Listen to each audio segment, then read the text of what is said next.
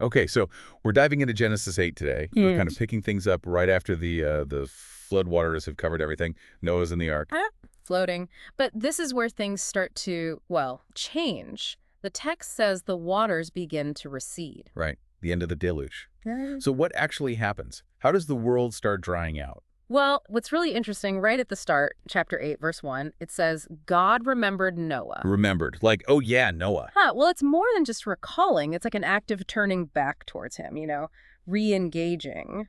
And then specifically, God sends a wind. Ah, okay. So an active forest. Exactly. The wind starts pushing the water back, basically. And it mentions the springs of the deep and the floodgates of the heavens, the sources of the flood, they get closed off. So like turning off the taps, Yeah, deliberately stopping it. precisely. And it wasn't quick. The text makes a point of that. Yeah, how long are we talking? It says the waters went down steadily for 150 days. Wow, that's 5 months. Hmm. A long, slow process.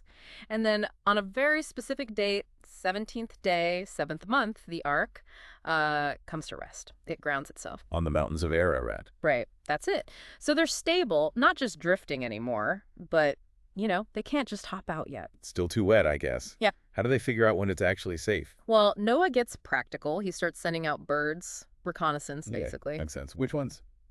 First, a raven. The text says it just flew back and forth until the water dried up. So maybe not super helpful for finding a specific dry spot then. Right, just generally scouting. So what next? Next up is the dove. He sends it out, but the first time, it comes right back. No place to land. Exactly. Still Okay. too much water covering everything. So Noah waits 7 days, then sends the dove out again. And this time, This time is different. The dove comes back in the evening, and it's got something. the olive leaf. Yes, a freshly plucked olive leaf. That's the signal. It's like concrete proof that plants are growing again, the water's low enough. That must have been an incredible moment. Real hope. Definitely. So he waits another 7 days, sends the dove out a third time. And it doesn't come back. It doesn't return. That's the final confirmation. The earth is ready. And the timeline fits this, right? The text gives dates. It does. By the first day of the first month of Noah's 601st year, the water's gone enough for him to take the ark's covering off and actually see the ground. Wow. And then it's completely dry just over a month later, 27th day of the second month. The long wait is finally over. And then God gives the command. Yep. Come out of the ark, everyone. Noah, his family, all the animals. Time to get back out there. And the instruction is specific. Go out, swarm the earth, be fruitful, multiply. It's like rebooting life on the planet. And what's the very first thing Noah does when he steps onto dry land? It's significant. He builds an altar Yeah. straight away, takes some of the clean animals and birds, makes burnt offerings. An act of worship immediately. Hmm. And the text says the Lord smells this pleasing aroma, and this act, this smell, it leads right into a huge promise from God. Okay, yeah, let's unpack that. This seems pivotal. It really is. God basically says, okay, I'm never going to curse the ground again because of humans. And this is the kicker. Even though, he says, the inclination of man's heart is evil from his youth. Wow. Okay, so the promise is made despite knowing humanity's flaws. Exactly. Acknowledging the problem, but promising not to react with a world-destroying flood again.